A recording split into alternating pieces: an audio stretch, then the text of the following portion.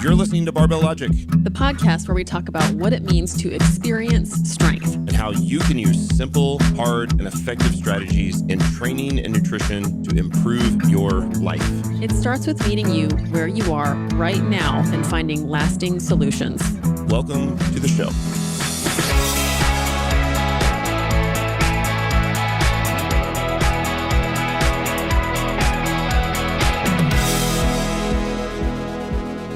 Andrew Jackson. What's Hey, up? How you doing, Niki? I'm good. How are you? I'm doing great. How's life been since our last recording, which was in February? I remember we were sitting in Utah and it was snow everywhere and it was pretty gorgeous. Things are different now.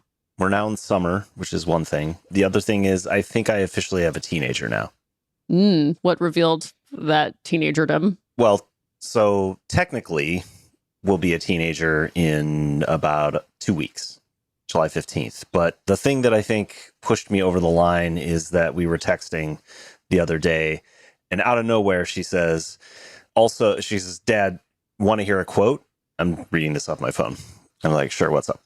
She says, don't feel the pain.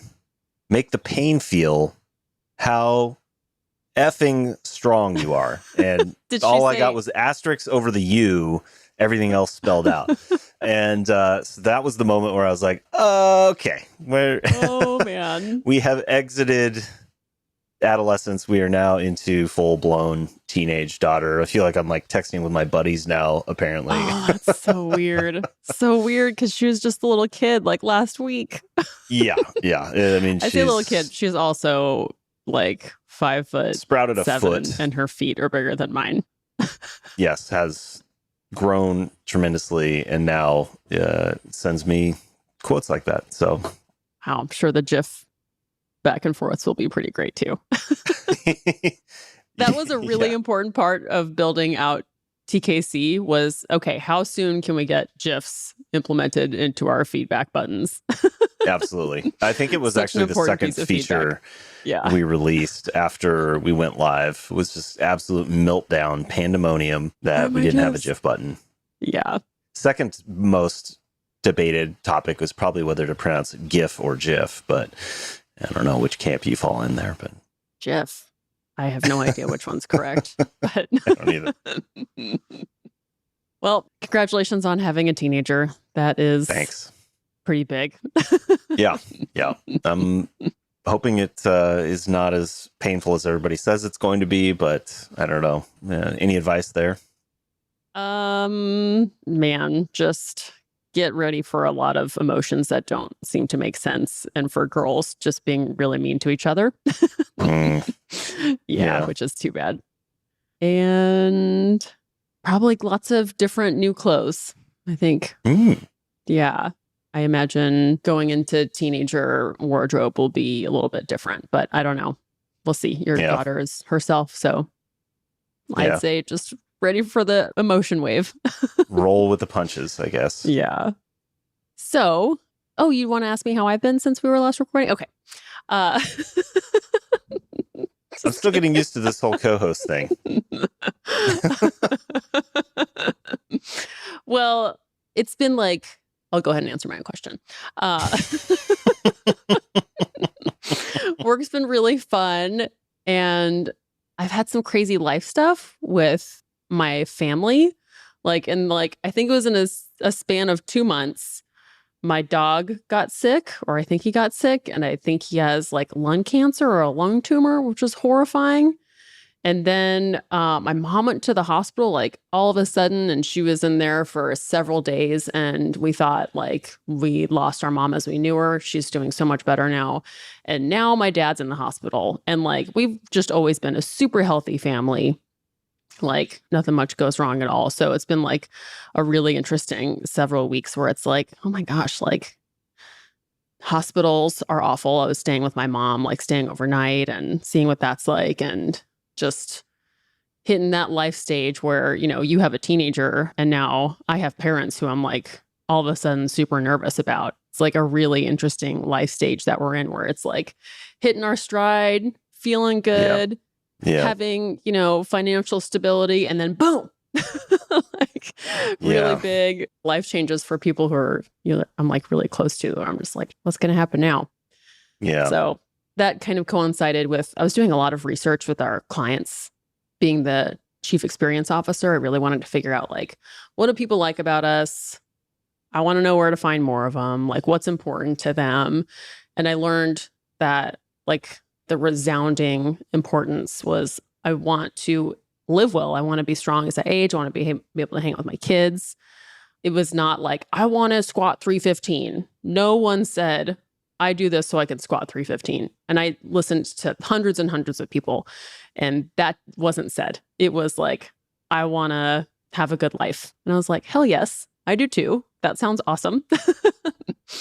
So interestingly, that kind of planted the seed again for wanting to bring the podcast back, and kind of leads into the name we decided to give it. We're calling it Beast Over Burden, as you listeners know now. And that's because I don't think my parents did anything wrong. Like they had some really interesting health issues. But I also just know, and I know a lot of you listeners are on the same page with me, that when you get older, like I don't want to be a burden. I really don't. Like, I don't want someone to have to come and take care of me all the time. I don't want to be a burden to, my man. I want to just have fun with my family and fun with my friends. And if I am just a vegetable who can't leave the hospital, like I am ready, just like send me out of a plane, drop me into the ocean. So I want to be a beast. I want to be like 60 years old, rocking hot pink bikinis. And I want to have fun for like as long as I can. And anyway, I want to be a beast, not a burden. And I want training to not be a huge burden also. And I think that's really important. And to not be a vegetable, which it's always sparks the image in my mind of Michael Jackson, his line saying, "I'm a vegetable." I forgot that was a line of his. Wonderful song. Anyways, I think that might have to be the cold open. Yeah, and here we are. Welcome to the Barbell Logic podcast. You're listening to Beast Over Burden, brought to you by Barbell Logic Online Coaching. I'm your host, Niki Sims. This is your fellow host now, co-host, Andrew Jackson. Hello. Welcome, Andrew. You're stuck with us now. Yeah. Matt's going to pop on from time to time. He's leading another podcast focused on a separate feed. He's going to be talking about coaching success. Really excited for that one too, for everybody who's ready to. It's the same feed though, right? Yeah, sorry. Same feed, different day. We come out on Tuesdays. Matt is coming out with his episodes on Fridays. Yeah. So coaches who are ready to like, not just like scrape to survive and charge their clients $35 a session or $25 a month to just like work, 80 hours a week. Like this is for coaches who want to have a thriving business and aren't going to be martyrs anymore. Anyway. So, Andrew, what do you want to talk about today? Well, I think a topic that has been on a lot of our clients' minds, or at least that's how I perceive it. I'll put it on their minds for them. They might not say it this way, but it's on our minds as well as both lifters and coaches. I think that we've talked a lot about MED as a method for programming, especially transitioning from novice programming into intermediate programming, but also even continuing to structure in a logical way progressive overload in general. And at the same time, I think we've all experienced as clients and lifters and as coaches, we've experienced from how our clients give us feedback that sometimes MED needs something a little bit different, or at least it seems like it needs something a little bit different. And we wanted to kick around that idea about what to do when MED is not working for you. Does that seem fair? Oh, yeah, big time. Like, I know I've been a victim to MED burnout. I know as a coach, I have to be careful because like MED, minimum effective dose programming, makes it really easy for you to go copy and paste, increase something. And so since you're only increasing one small variable, which could be the number of reps that you're hitting, it could be the weight, could be like the frequency. It's really easy to just add more weight on some schedule. It could be session to session, week to week, month to month. But the idea is that you're constantly making something more stressful. That's the idea. And I think all of a sudden, everything gets more stressful and you're doing the same thing. Even as a coach, you're just writing the same thing. And it's really nice because you're like, yeah, this is working. It's working. You can see the PRs. They're still training until what I think you've noticed is we get like long DM or they just stop training. And we're like, whoa, what's going on? I thought we were on MED paradise together. Right. Yeah, because what it looks like from a coach's perspective and what it feels like from a client's perspective are not always visually or easily recognizable as being the same, And I've even watched my own videos as a client, meaning my own lifts, and afterwards look at it and from my coach's eye think, yeah, add Looks 5 more great. pounds. Add 5 more pounds. But in the moment as a lifter, I was thinking, if he adds another 5 pounds, I'm going to kill him. Yeah. This is all out max effort for me at this time in my life with everything else that I've got going on. And on heavy barbell lifts. We're not talking about lat pull downs. We're talking about heavy ass stuff. Yeah. Right. So, I think that what changes over the course of a lifter's life is that your proximity to your genetic potential is much closer. You're much closer as you've been lifting longer to your genetic potential. And therefore, by definition, day-to-day fluctuations have a much more noticeable effect. And when I say fluctuations, I'm talking about biological fluctuations, psychological fluctuations, social kind of energetic, emotional fluctuations. Like the Mercury in retrograde kind of thing? Is that what you're talking about? I should even say astronomical or astrological, maybe more accurately, fluctuations. It could be that, Saturn's in retrograde or whatever the case may be. Uranus is really Uranus low. may have just really gotten right up in there, and especially if you're doing box squats. Like I can remember doing box squats to a log while traveling, and I was in the forest and I had to just find something that it was supposed to be a box. So I picked a log, and that log was as close to Uranus as it could be.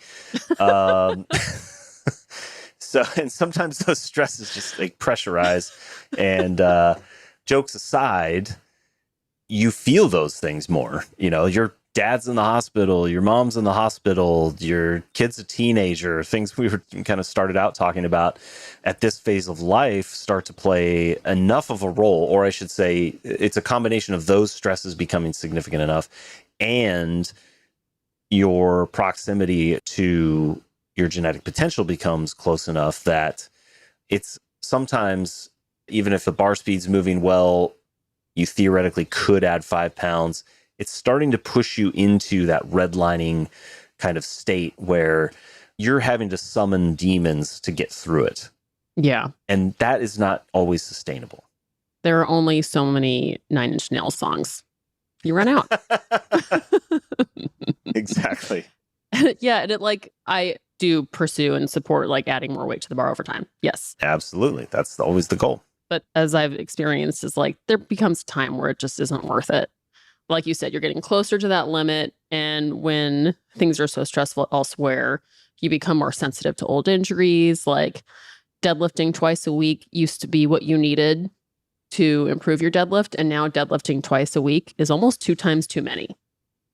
So it at has RPE to, 910, right, for sure, right? With an absolute load that's probably also, if you've been lifting long enough, pushed into the several hundred pounds category. So you're not deadlifting heavy at 225 anymore, or 185, or you're probably lifting well over, well, depending on your size and your ability, several hundred pounds.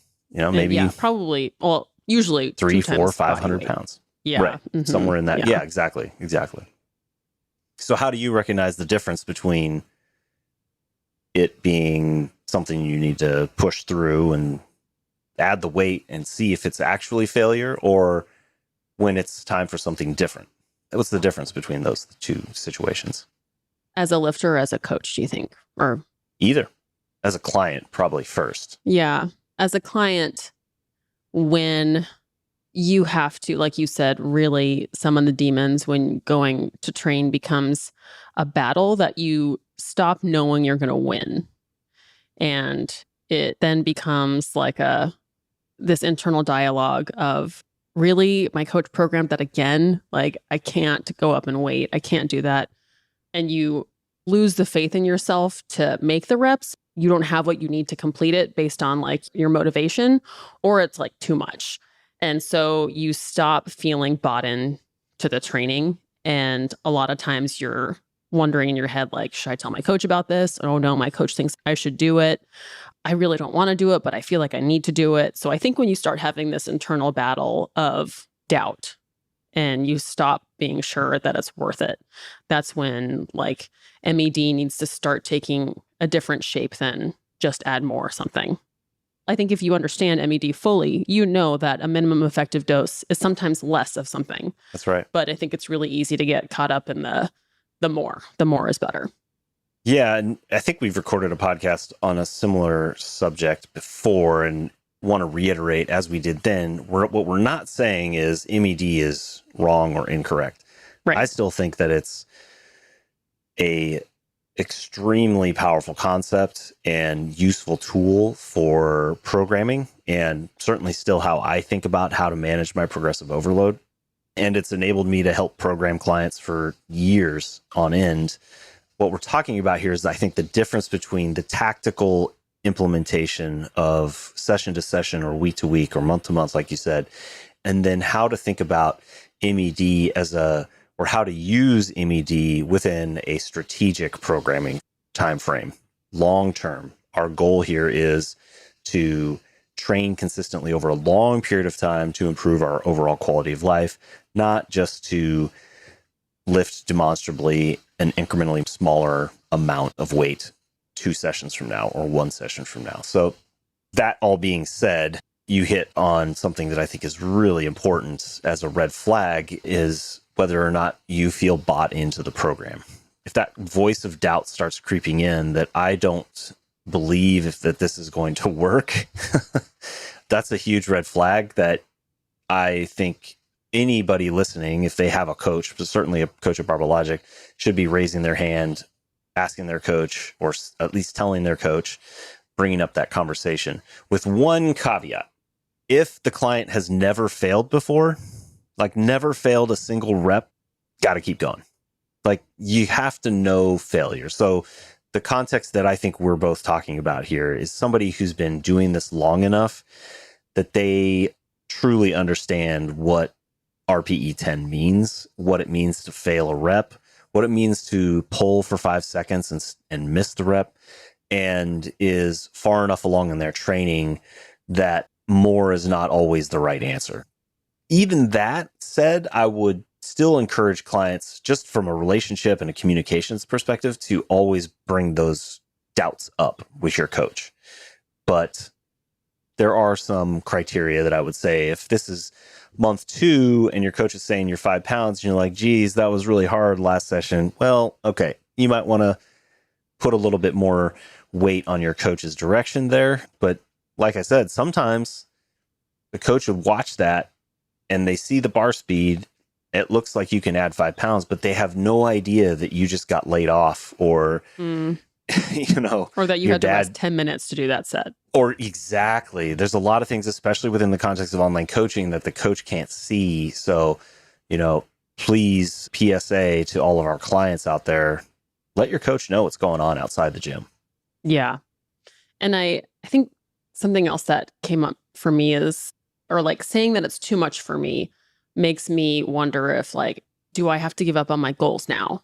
If I say that this is too much and I need something different, like, I still want to hit that number. That's still important to me. I still want to compete.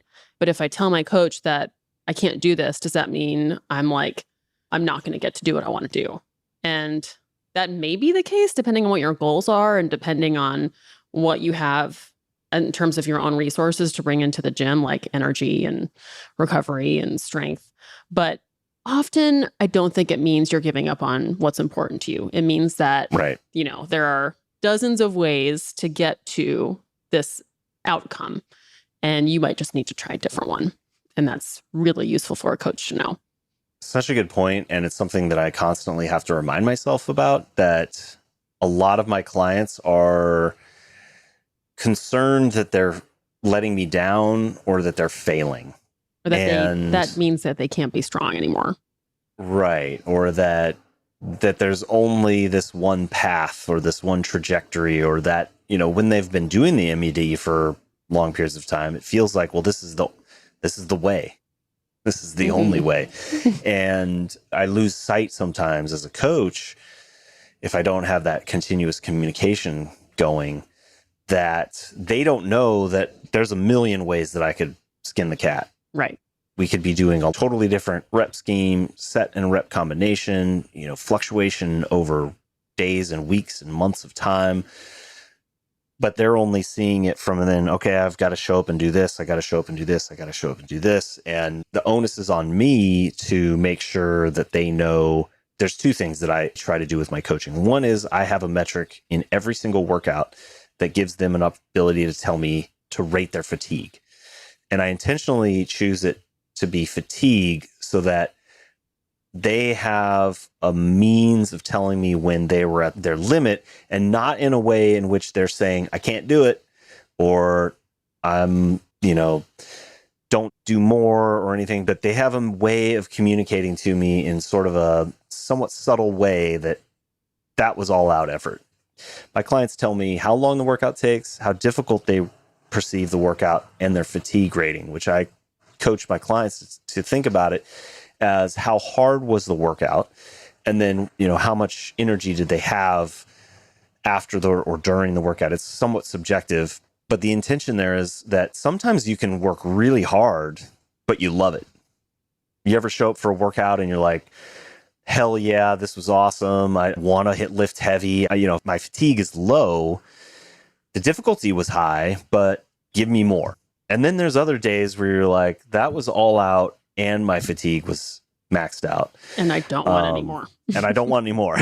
So that's my method as a coach for making sure that, and my clients don't always fill out the metrics every single time, but I want to make sure that they have some sort of mechanism for signaling to me, that's all I got right now.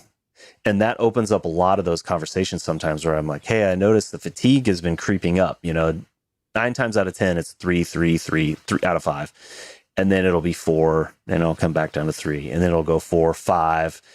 Hey, I noticed it's 5. What's going on? And that's when you get the Dear Diary. Yeah. It's just like, yeah, which is great. yeah. And I love that. And Same. because it gives me an opportunity to then change my MED tactic within the bigger strategic picture. What are some of the ways that you change it? Some of the ways that I change it would be adding different exercises, like making sure I know, like, are there, Right. do you hate any of these exercises? Because Yes. we really don't have to do them. Like, we're Right. very likely going to stick to the barbell, but you do not have to do box squats, or you don't. I mean, I hate the press. Like, at any opportunity that I have, I'm not going to press. I'll do some dumbbell presses. I'll do some landmine presses. I don't know. Sad. So yeah, change out. I know I still do it sometimes, but I'll change out the exercises. Yep. See if they want to hit a different frequency. If they have access to like a Globo gym, I'll be like, let's have like one barbell lift and then some time for you to go bro out, because we're still driving strength adaptation. We're still encouraging muscle growth, or at least muscle training stimulus. And we can just have you try something a little bit different. I also like to make sure I let them know, like, changing direction isn't forever. Like, we're just doing something a little bit different for this block, and that's cool. And sometimes it helps to talk about the reason behind certain lifts, like why we're doing a certain thing, and kind of checking in on, like, is this still important to you? Because they might have had a goal shift somewhere along the road too, that means why would you be bought into a program that was laid out for a goal that's no longer relevant? Totally. So yeah, having conversation is super important. Changing exercises, changing locations, going to that Globo gym and just like knowing that you can still push hard when you're not using a barbell. And this is something I learned. I don't know if I've worked through this with a client before, but it came up for me that all of what I thought were my fun activities when I was going really hard at jiu-jitsu and going really hard with lifting, like I was not having actual like fun anymore. Like I was working just as hard at jiu-jitsu as I was with my lifting, and I was working just as hard with those activities as I was at my job. And so there was no realm where I was just like not giving a hoot. Who cares what the outcome is? Hoots everywhere. And like, so like there was no play. Yeah. And so someone might just be needing to have a place to like not track numbers. And that can really be useful. So I think that should be a hashtag. which Hoots one? everywhere. Hoots everywhere. Or Probably is at Hooters.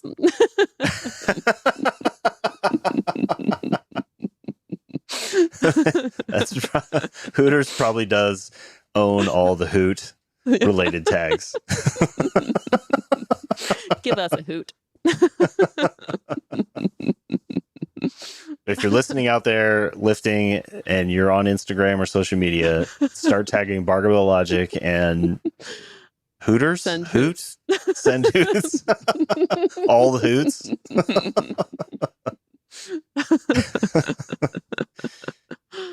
So how did you get your hoots back?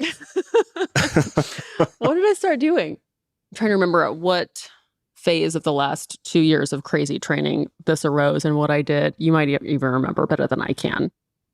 Well, it seems like your priorities have gradually shifted significantly from 1RM deadlift to Yeah, sorry, just Megan to bring Thee you all up to speed. Stallion booty. Exactly. Just to let you all know, my main training purpose right now is to have a huge butt. I know it's butt logic. The glutes, like the heart, is a muscle. It can be trained. It should be.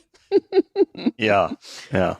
So yeah, training changed a little bit, mostly because I was just like, I kept running up against a wall with squatting and deadlifting, and it made training just super miserable and outside life just super miserable.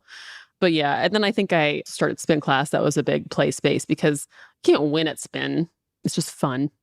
So it sounds like you recognized that lifting was no longer play and Yeah. the source of hoots and looked outside the gym for hoots. Yeah. Had to find my hoots somewhere else. Which I encourage you to do, because I think when we first get into lifting, it's like really fun. It's like, Right. yeah, no matter what I do, I'm going to get a PR. It's great. And then it gets a little more serious. Yeah. Well, I think that's a really good or an important aspect of being strategic about your training is being intentional about where you're having fun. And to your point, and I experienced this as well, initially lifting was both play and training. It was both the thing that I needed to do consistently to get strong over a long period of time and achieve those goals of improving my quality of life, more muscle mass, all these kinds of things. And it was also the thing that I would think about all day before going into the gym. I was visualizing it. I was getting fired up, and it was motivating to get going in the day and to eat right and to, sleep well. Like everything was kind of around optimizing the hour and a half, 2 hours in the gym because it was fun. Totally. And 10, 15 years, 20 years, well, I mean, if you go back, I mean, I've been training arguably and lifting since the 90s in some form or the other, but I have only been training for like 15 years in terms of barbell training. At some point, it shifted over to most of those days being more in the training bucket and more in the taking your medicine kind of bucket.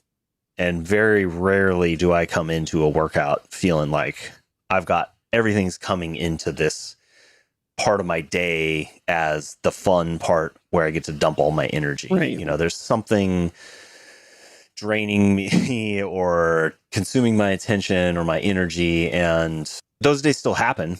You know, it's occasionally like I'm fired up and I want to go rip some power cleans and have a, fun session like that. But it made me realize, and kind of watching you go through it too, helped me realize that I wasn't intentional about play. I wasn't intentional about making sure there was something I was doing in my life where it was fun. Matt, for example, I notice is biking now and posting about riding his bike before work and riding his bike with his daughter. And it's like, you can see the smile on his face.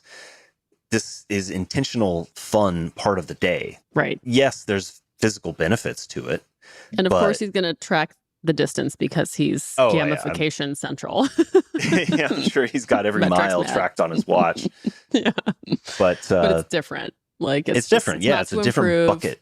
Yeah. Playing doesn't mean you're getting judged. You're not trying to improve. It's you forget everything else that kind of is going on and you're just there. Mm-hmm. It's so much fun. And that can still fit within your training. Like you continue to lift. Oh, yeah. Mm-hmm. And I, again, to our listeners who are clients or want to be our clients, we as coaches want our clients to be able to do those things, to have fun, to incorporate intentional play while still training, while still progressively overloading, while still using MED to get stronger. Yeah, you need the muscle. And incorporating things that are fun, that add value to your life outside the gym. Because what else are we doing this for? Right. I don't know. Yeah.